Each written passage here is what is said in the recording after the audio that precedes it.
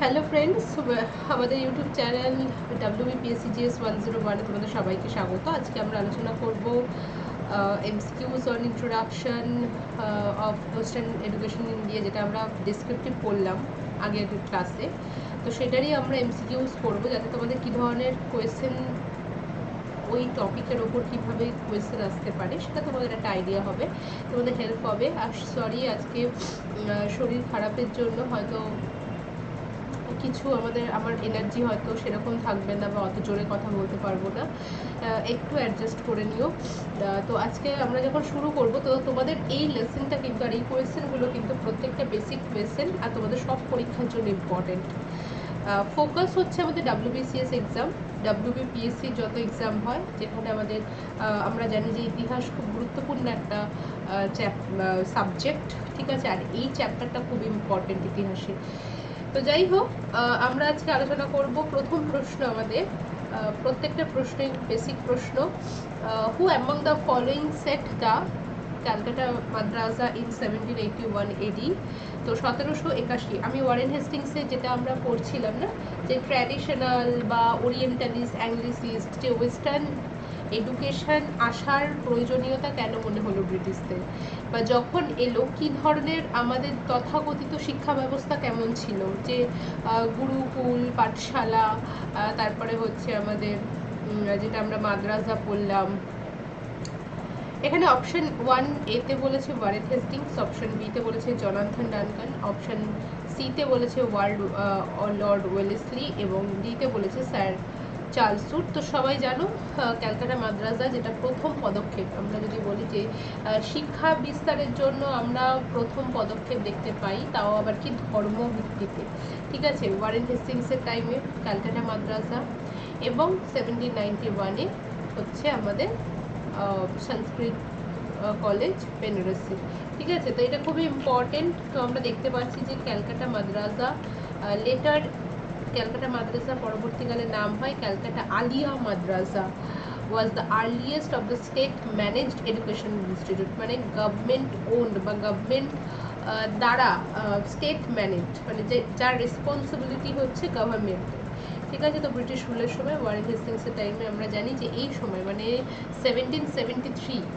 এই যে 1781 যে সময়টা, 1773-তে আমরা কি বলি, রেগুলেটিং অ্যাক্ট, যার মাধ্যমেই কিন্তু ওয়ারেন হেস্টিংস গভর্নর জেনারেল হন বেঙ্গলের, এবং ওনার একটা কাউন্সিল। তো এই রেগুলেটিং অ্যাক্টের মাধ্যমে কি হয়, রেগুলেটিং অ্যাক্টের মাধ্যমে ব্রিটিশ গভর্নমেন্টের যে একটা আমরা দেখতে পাই যে রেগুলেট করে ইস্ট ইন্ডিয়া কোম্পানি বা ভারতের পলিটিক্যাল এবং ইস্ট ইন্ডিয়া কোম্পানির কার্যকারিতাকে, তার জন্য রেগুলেট করার জন্য নমিনেট করা একটি কাউন্সিল গঠন করলেন, ঠিক আছে, যারা রিপ্রেজেন্টেটিভ হচ্ছে ব্রিটিশ পার্লামেন্টের।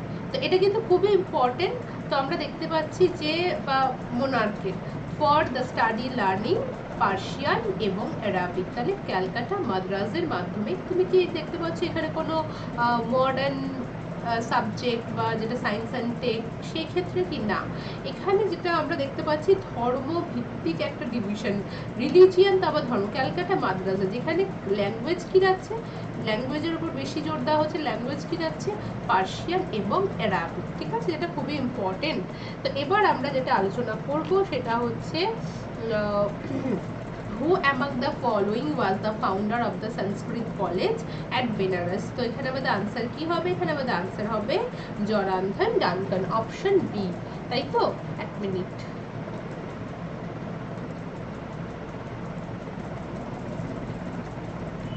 জনাথন ডানকান, ঠিক আছে, অপশন বি হবে আমাদের কারেক্ট আনসার। তো আমরা এখানে আবারও দেখতে পাচ্ছি যে এই যে যেমন আমরা ক্যালকাটা মাদ্রাসা দেখতে পারলাম রিলিজিয়ান ভিত্তিক, তো এখানেও তাই 1791-এ the efforts of the Jonathan Duncan resulted in the opening of the Sanskrit college at Benares for the understanding of the laws and literature religion of Hindu. তাহলে এটা হচ্ছে হিন্দু পারপাসে, ওটা হচ্ছে আমাদের কি পারপাসে, ইসলামিক বা পার্সিয়ান অ্যারাবিককে মানে অফিসিয়াল ল্যাঙ্গুয়েজ রাখা হয়।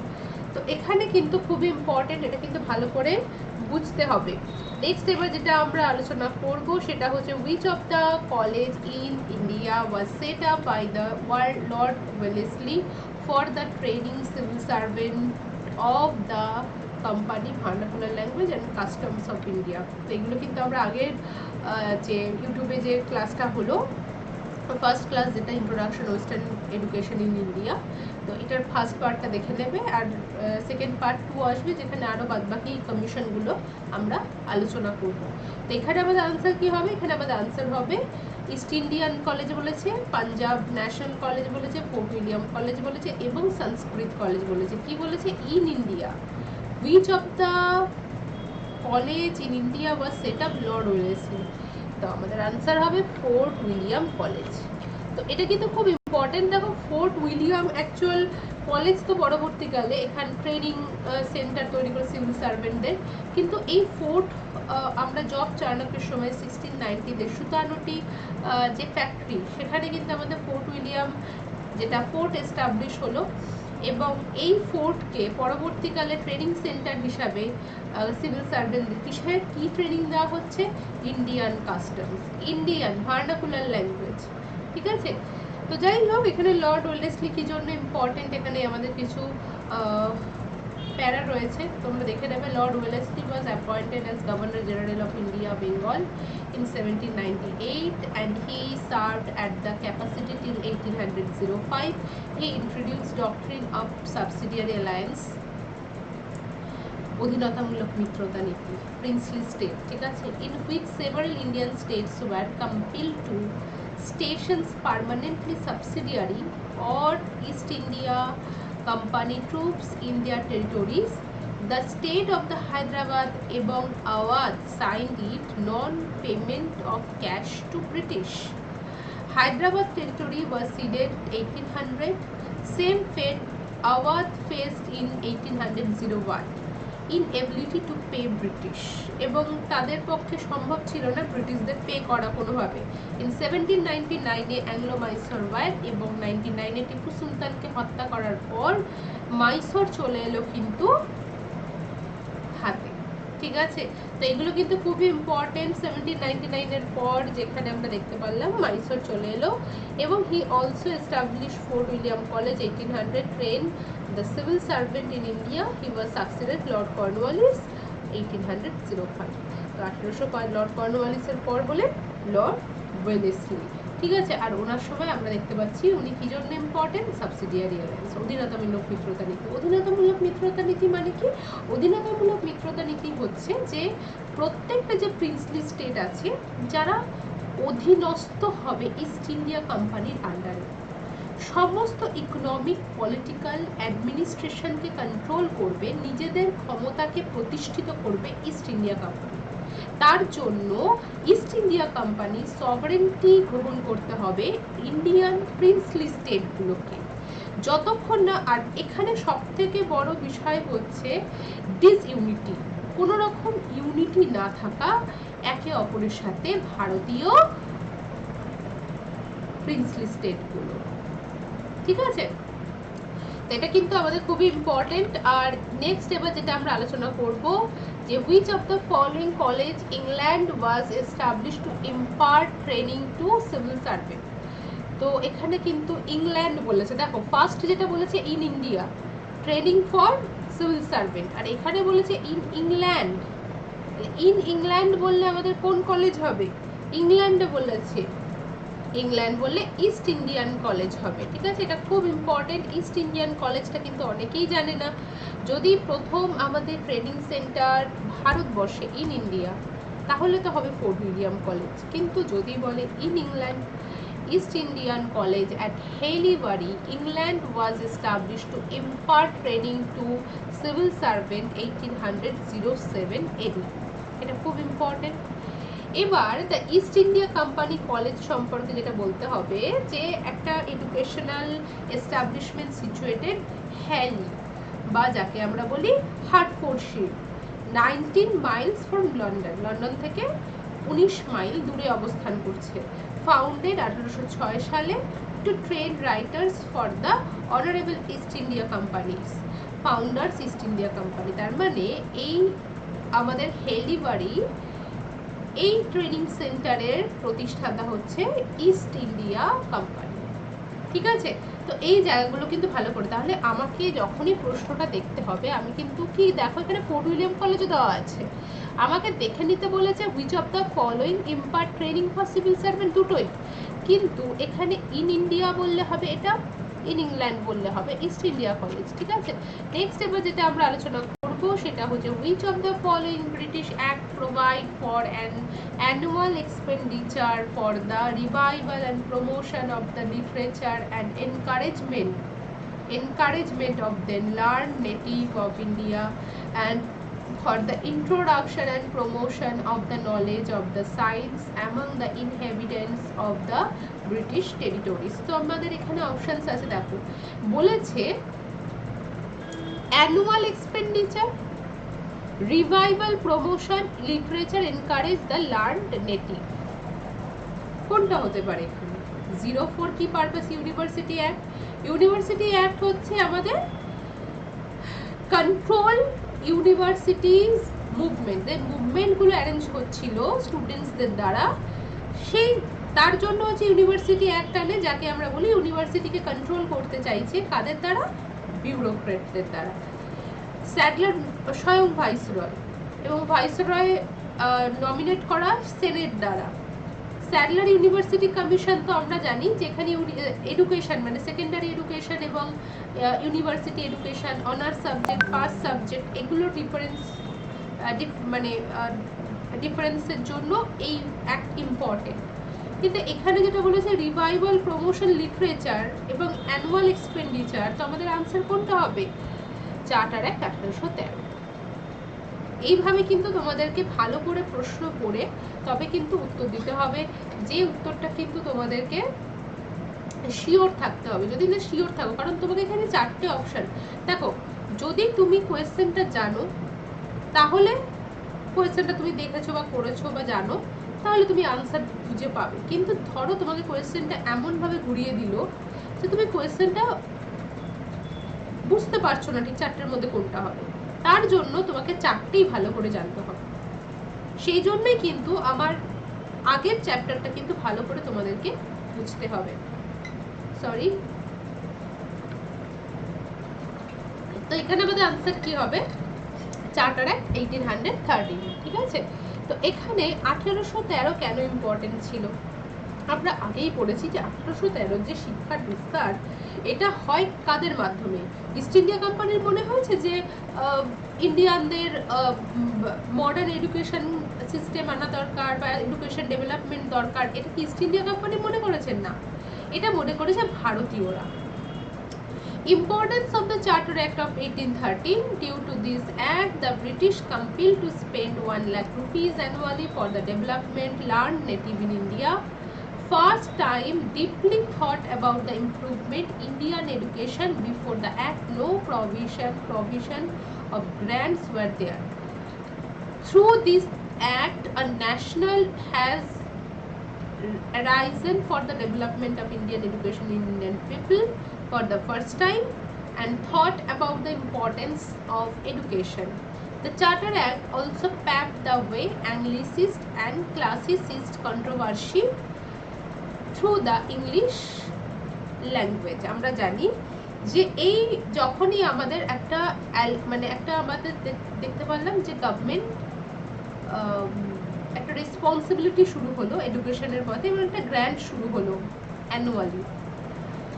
তো তখনই আমরা দেখতে পারলাম যখন শিক্ষার বিস্তার নিয়ে যখন কথা হলো, তখন আমরা দু ধরনের মতবাদ দেখতে পারলাম। একটা পক্ষকে দেখলাম আমরা অ্যাংলিসিস্ট, একটা পক্ষকে দেখলাম আমরা ওরিয়েন্টালিস্ট, প্রাচ্য এবং পাশ্চাত্য। তো এখানে আমরা যেটা দেখতে পাচ্ছি যে এই দুই মতবাদ কেন শুরু হলো, যেটা চাইছে এক পক্ষ চাইছে যে মডার্ন এডুকেশন, যেখানে আমরা জানি রাজা রামমোহন রয়, দেবেন্দ্রনাথ টেগোর কি চাইছেন? ওরিয়েন্টালিস্ট। ঠিক আছে, ওয়ারেন হেস্টিংস কি বলছো? ওরিয়েন্টালিস্ট। জেমস প্রিন্সেপ কি বলছো? অ্যাংলিসিস্ট। ঠিক আছে, লর্ড ম্যাকলে কি? অ্যাংলিসিস্ট। তো এই জায়গাগুলো কিন্তু মনে রাখতে হবে। এবং মোটিভ কি? মোটিভ হচ্ছে ডেভেলপ করা এডুকেশনকে। কিন্তু কাদের কথা মতো ব্রিটিশ পার্লামেন্ট এই গ্র্যান্ট আনলো অ্যানুয়ালি ক্রিশ্চিয়ান মিশনারিদের জন্য। কিসের জন্য? যে ক্রিশ্চিয়ানিটিকে ওভারঅল ইন্ডিয়ার মধ্যে ছড়িয়ে দেওয়া। তো এই জায়গাগুলো কিন্তু আমাদেরকে ভালো করে মনে রাখতে হবে। Charter act 1813 provided for an annual expenditure of 1 lakh rupees for the revival and promotion literature and the encouragement of then learned native of India and for the introduction and promotion knowledge and science among the inhabitants of the British territories. তো এখানে next যেটা আমরা আলোচনা করব সেটা হচ্ছে consider the following statement. Option 1 বলেছে it is considered as the Magna Carta English education. Correct answer, right? It declared that aim of the government education policy was the teaching of Western education. Which of the following এখানে correct answer হবে? এখানে আমাদের answer কি হবে দেখো, government and হচ্ছে western এডুকেশনকে develop করা, both 1 and 2 হবে কারেক্ট আনসার। কিন্তু এখানে আমরা দেখতে পাচ্ছি যে উডেন ডিসপ্যাচ কি ছিল।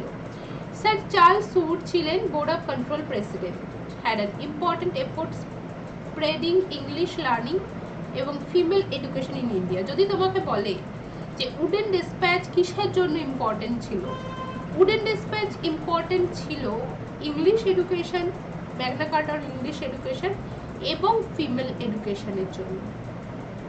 When in 1854 he sent a dispatch to Lord Dalhousie, then Governor General of India, would suggest that primary school must adopt vernacular language, high school must adopt Anglo vernacular language এবং college level English medium education. তার মানে আমরা দেখতে পাচ্ছি school লেভেলে vernacular বা English ল্যাঙ্গুয়েজও থাকবে এবং মাতৃভাষাও থাকবে, কিন্তু যখনই হায়ার এডুকেশন কলেজ ইউনিভার্সিটি যাবে তখনই কিন্তু আমাদের ইংলিশ কম্পালসারি করতে হবে।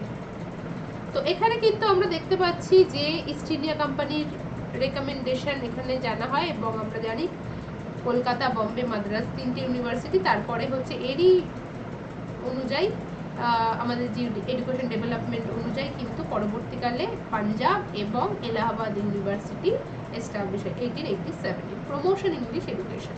Charles would dispatch on education 1854 is considered as the Magna Carta of the English education in India.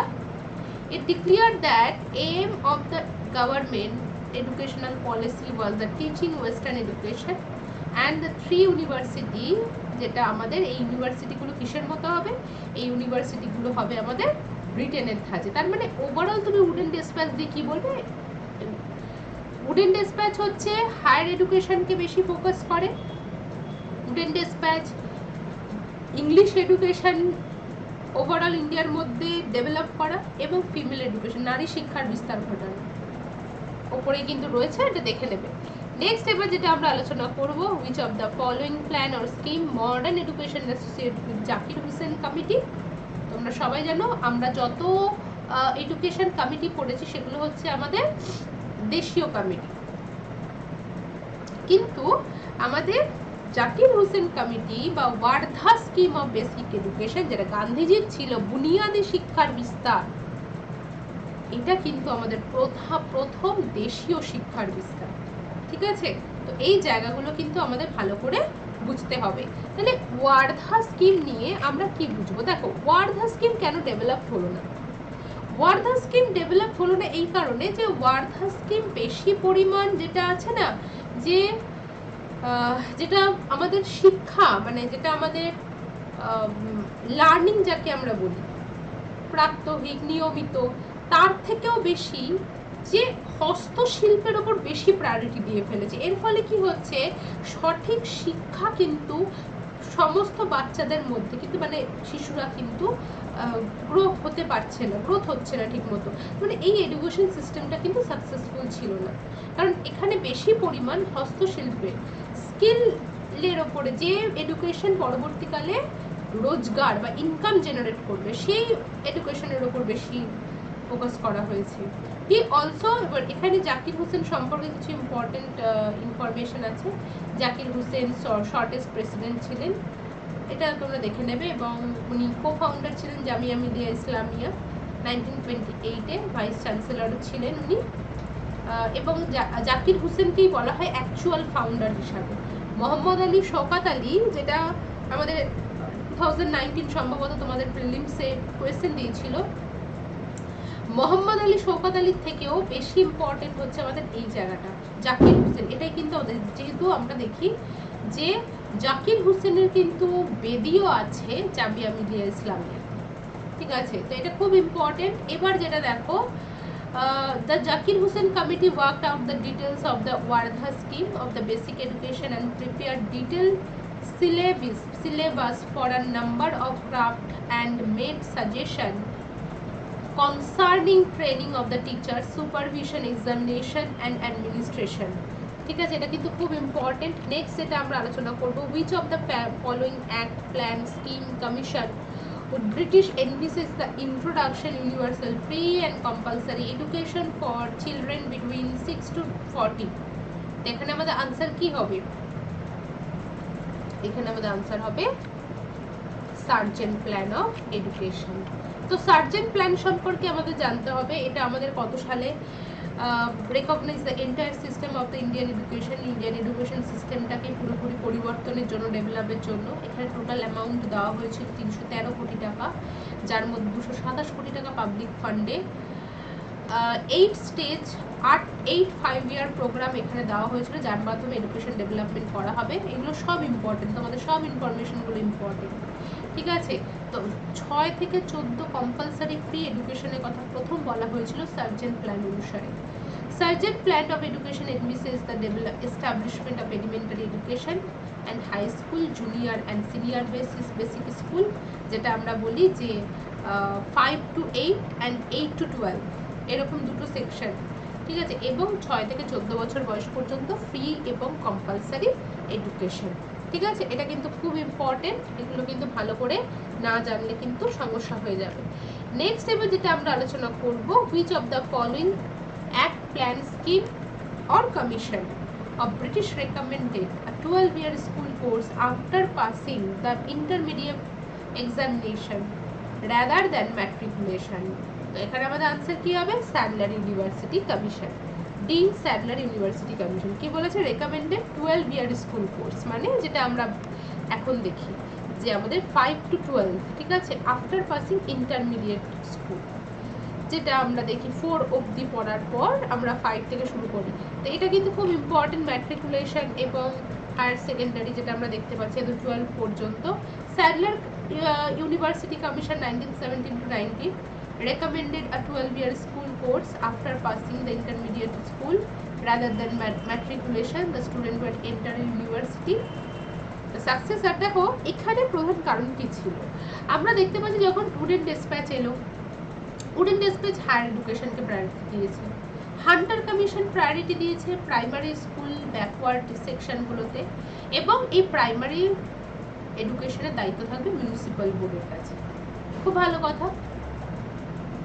তো দেখা যাচ্ছে যখনই বেশি পরিমাণ আমাদের হায়ার স্টাডির ওপর ফোকাস করা হচ্ছে, তো যখনই আমাদের এক্সাম কন্ডাক্ট করা হচ্ছে, তো তখনই কিন্তু আমাদের কোয়ালিটি, যে বেসিক স্কুলের যে কোয়ালিটি, সেটা কিন্তু ভালো হচ্ছে না, এবং এক্সামের যে এন্ট্রান্স এক্সামও কিন্তু কি হচ্ছে, ক্রমাগত যদি ওখানে যদি ভালো হয়, যদি আমরা বেসিক স্কুল বা বেসিক যদি আমাদের ভালো হয়, তাহলে কি হবে, হায়ার এডুকেশনের কোয়ালিটি কিন্তু অটোমেটিক ভালো হবে।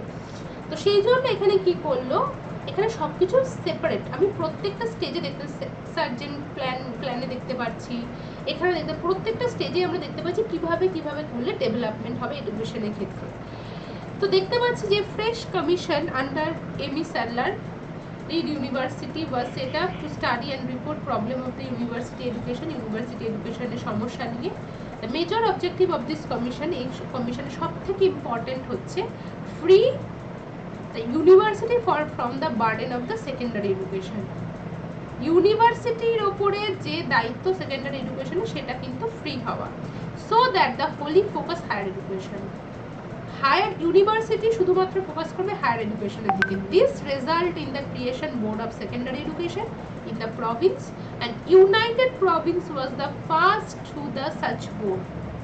তাহলে কি বলছে, প্রত্যেকটা প্রভিন্সে সেকেন্ডারি এডুকেশন বোর্ড এবং ওই সমস্ত বোর্ড নিয়ে একটা সেন্ট্রাল বোর্ড তৈরি হবে, এটা বললো। তবে কি হবে, প্রত্যেকটা স্টেজে যদি ভালো করে দেখাশোনা করা হয় বা আমরা বলি যে ঠিকমতো কনস্ট্রাকশন করা হয়, যেটা আমরা এডুকেশন পারপাসে ঠিকমতো দেখা হয়, তাহলে কি হবে, এর প্রত্যেকটা স্টেজ কিন্তু গুরুত্ব পাবে। Secondary, higher secondary, college, university, সবাই। The secondary education separated from the university education. Admission to the university was upgraded from matric level এবং ইন্টার ম্যাট্রিক লেভেল। তাহলে এখানে আমরা দেখতে পাচ্ছি যে ইউনিভার্সিটি লেভেলকে অনেক বেশি কিন্তু কি করা হলো, কোয়ালিটি আনা হলো। ম্যাট্রিক এবং ইন্টারমিডিয়েট মানে যেটা 11-12 এর থেকেও। Sadler Commission also recommend the use of the mother tongue as a medium of the instruction intermediate college. Intermediate college কিন্তু যেটা আমরা বলি যে কি দিতে পারবে, ভার্নাকুলার ল্যাঙ্গুয়েজ বা মাদার টাং ইউজ করতে পারবে। This education was made a provincial subject. Education এই প্ল্যানে মানে এই স্যাডলার ইউনিভার্সিটি কমিশনের মাধ্যমে এডুকেশন কি হয়ে গেল, প্রভিন্সিয়াল সাবজেক্ট হলো। Creation inter-university board coordination among the university. As far as the Calcutta University is concerned, the commission gave the following recommendation. তো ক্যালকাটা ইউনিভার্সিটির অনুযায়ী এই রেকমেন্ডেশনগুলো কিন্তু দেওয়া হলো। More powerful should be given to university, যেটা আমরা কার্জনের টাইমে ইউনিভার্সিটি অ্যাক্ট কি করছে, ভাইসরয় বা পুরো বিউরোক্রেটদের কন্ট্রোলের, ভাইসরয়ের মনোনীত করা সেনেট দ্বারা কন্ট্রোল করছে ইউনিভার্সিটিগুলোতে। প্রভিন্সিয়াল এবং আমরা দেখতে পাচ্ছি পাস কোর্স, অনার্স কোর্সকে ডিভিশন করা হলো। রেসিডেন্সিয়াল ইউনিভার্সিটি তৈরি করা হলো ঢাকাতে, ঠিক আছে, এগুলো সব। এবং স্পেশাল বোর্ড তৈরি করা হলো ওমেন এডুকেশনের জন্য, যাতে ওমেন এডুকেশন প্রায়োরিটি পায়। আর এরপরে এই নীতিগুলো মানার পরে অনেক পরে 1953-তে ইউজিসি কিন্তু এস্টাবলিশ হয়। তাহলে এখানে কিন্তু আমাদের স্যাডলার কমিশনটা খুবই ইম্পর্টেন্ট, তোমরা ভালো করে দেখবে। Recommendation of the Radhakrishna commission, কিন্তু ইউজিসির জন্য কিন্তু আলাদা কমিশন বসে, যার নাম হচ্ছে রাধাকৃষ্ণ কমিশন, ঠিক আছে। Thank you. তো আজকে এইটুকু পর্যন্ত, আবার দেখা হবে তোমাদের সাথে নেক্সট ক্লাসে। Thank you.